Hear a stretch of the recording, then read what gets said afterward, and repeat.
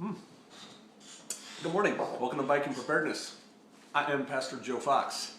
So this morning I'm thinking about two things really, economic collapse and lifestyle, and how what we do today will not only set us up for dealing with a potential likely economic collapse, but also how it will just improve our life in general, even if there isn't an economic collapse. So stay tuned, and I guess we'll roll the intro. Coffee.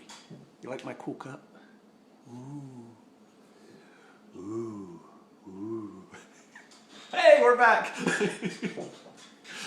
I'm getting kind of tired of these intros myself. I know it's bugging some of y'all. Hey, seriously, there was this meme, and it gets put out every now and again by liberal press. Let's just leave it at that. That goes something like this: preppers. And it used to be more so when they used the term survivalist. See, survivalist brought with it a lot of baggage that the term prepper doesn't. When you think prepper, a lot of times you think suburban housewife and dad who are getting ready. And that's a good thing, right? Survivalists used to be these soldier of fortune guys in BDUs that went around doing stupid things and drinking way too much beer. But the meme, and that wasn't true, that was the meme. The meme goes though that, you know, there's these unemployed, fat, drunk, wife-beating guys who are losers, right? Just societal losers who are just cannot, and they're probably racist, who just cannot wait for some end-of-the-world type situation, and then, you know, they will rise out of their sodden, horrible life and become the warlord king of their own realm in their little wild fantasy. Right? And they kind of make fun of preppers and more so really survivalists with that meme. But I've seen it pop up a couple other times. And of course, most of us who are well adjusted have regular lives, and we like our regular lives to a degree. And, you know, we prep because we can see we can read the tea leaves and we can see what's coming. And we want to take care of us and ours, not necessarily some fantasy about my life is horrible and I just can't wait for something bad to happen. I've often said, I don't know if I've said it on this video, but the people who know me have heard me say it, that really my long-term goal is to bounce my great-grandchildren on my knee, right? Maybe living at a beach somewhere or something, you know, I don't know. I don't really like beaches, but it's just, you know, I like the idea of beaches.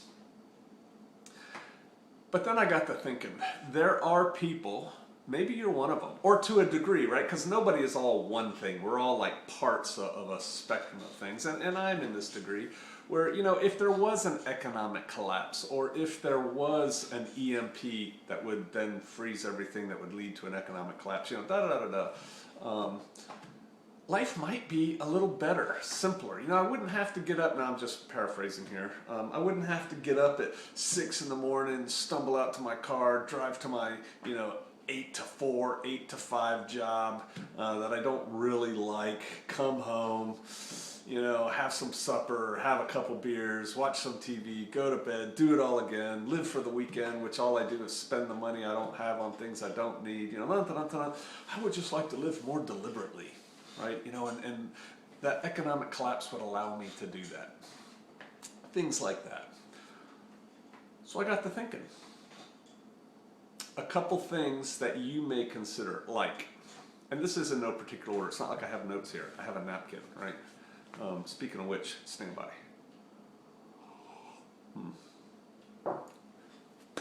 Let's say there's an economic collapse. How do you want to be positioned for that? And when I say economic collapse, hey, I'm not an economic guy, you know, and if some of you are, which I'm sure some of you are, comment. Tell me what I don't know. Tell us what we need to know, kind of thing. Say it in your own words. But in an economic collapse, do you think they're going to come take your house? If no one is working, if no banks are operational, what would be the purpose of the bank who has your mortgage coming and taking your house? Who are they going to put in it? Who's going to be able to buy it and live in it? Because see, what banks don't want is an empty house, right? Empty houses just fall apart. Ask me how I know. And so they want somebody living in it, and they would like to work out a deal, I'm thinking, where they get paid. Great Depression. Did people lose their houses in great numbers? If so, who moved into them? You know, I'm not seeing some rich person wanting your house, right? And if no one has money, no jobs are working, no banks are working, you know, everything costs $1 bazillion, nobody else is going to be able to buy that house anyway who wants to live in it. So I'm thinking your house is okay. And so what are you going to do? You know, if there's no stores, or there's very little stores, or a loaf of bread costs $10,000 and you only have $3,000, what are you going to do? People say, well, I'm going to raise chickens, I'm going to garden, I'm going to do this, I'm going to do that. Because really what you need, right, you know, the rule of threes, you need air, you need water, you need food. Okay, water you can get from the sky or the pond or whatever. Work with me here. Water's not that difficult if you have a clue. But food, that's something. You know, you need to eat pretty much every day. And you need to feed your family. And your stored foods, if this is a long-term collapse, are only going to take you so far. Yeah, forbid something bad happens to your food storage, right? So you're going to have a garden. Now, in the Great Depression time, everybody had little gardens. During World War II, I think they call them victory gardens, right? You know, because times were kind of tight then for people, and World War I, and people would grow vegetables and stuff like that. Heck, you know, Americans, we're fat, dumb, and happy. You know, we go to McDonald's for a Happy Meal when we're hungry, but in a lot of the what you might consider developed nations, people are growing a chunk of their own food that they eat. And so if that's what you're planning on doing, which is a good plan, why aren't you doing that now? You know, it's like, well, I work because. Why do you work? Well, because you have to pay for things. Okay, well, in an economic collapse, you're not going to be able to pay for things, so then what are you going to do? Are you going to live without those things? Okay, well, if you're kind of half looking forward, work with me on that, half looking forward to an economic collapse where you see positives in it, right? There's big negatives, there's also big positives. More time with the family, you know, whatever. Why aren't you doing that stuff now and getting practice at it and getting better at it? People who garden know it's a pretty steep learning curve. You don't just have your little can of number 10 can of vacuum packed seeds and a shovel and a hoe and think when the time comes you're going to garden, because it's not going to work. And so do things like that now. Stop consuming now. Like, why do you buy what you buy? Because you all spend money, right? You have internet service. The vast majority of more coffee. The vast majority of y'all are watching this on your, you know, paid for internet service, whether it's on your phone or your computer or whatever. I know some of y'all are doing what I do and going places and using their Wi-Fi, but most of you aren't, so you're paying for that. What else are you paying for? Food, okay, you need food. Booze, you don't need booze, so why are you buying it now? Why don't make it now? Why don't learn how to make it? Drink your own hooch. But you know what I mean? I mean, just start going down that path. All the things you're not going to be able to spend money on in a collapse or an end of the world situation or something like that. Why don't you try to stop spending money, or stop spending so much money on those things now? And then you're kind of accomplishing two things at the same time. One, you're learning how to do without, or how to substitute, right? How to do your stuff for their stuff that you're paying money for. So you're learning how to do that. And two, you're saving money. Because very few of y'all out there have all the money you want or that you think you need. And so more money is good, right? Well, if you can save your money, then you can start doing things with that money. Whether that is, you know, buy needed supplies, which just becomes another kind of consumerism, and people can go crazy on that. I would rather see people buy things that allow them to do things, not just like, you know, here's my 20 cases of water.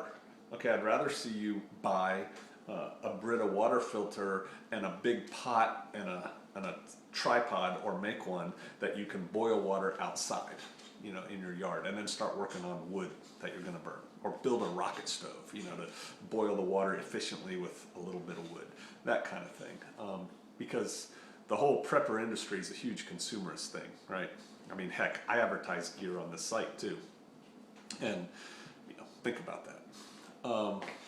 but I'd like to see people do things without money. And it's amazing how much fun you can have without spending a whole lot of money if you just start focusing on it. And I'm kind of philosophical about it because I'm living here right now while my wife recovers.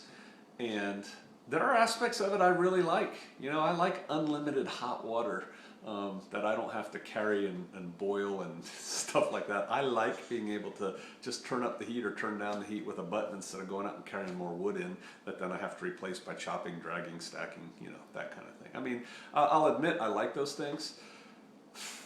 I don't know if they outweigh what I'm starting to miss, because I've been away from Shofar Mountain now for almost a month. And I'm just starting to miss the simplicity of it. And we're pretty simple here, believe it or not. It's not like we're going a lot of places and consuming a lot, but it's just, there's more to life than just comfort. And so if you're at all planning for some kind of drastic change in your lifestyle, my big thing is on this video, why not start practicing for it now? Why not try living like it now? Why not try doing things without money now? Grow that garden, raise those chickens, you know, go on a hike, all those kinds of things. I'm going to start thinking more about urban preppers, because I'm not urban at all out here, but I feel urban because I have all the mod cons in this house, right? And I may do some videos on that, on how you can more adequately prepare. But I'll tell you, you just got to change the way you think about things. Quit thinking about what do I need to spend money on, and start thinking about what do I need to do, and start getting outside more. I've been cooped up in this house a little bit too long. I'm getting cabin fever, man. Gotta get out in the woods. I just don't have nearly as many woods here as we do at Shofar Mountain. End times collapse, economic collapse. Envision how you're going to live then. Start putting those things to work now. Take little steps, do little things. Comment about it. I'd like to hear about it. All right, I'll see you out there.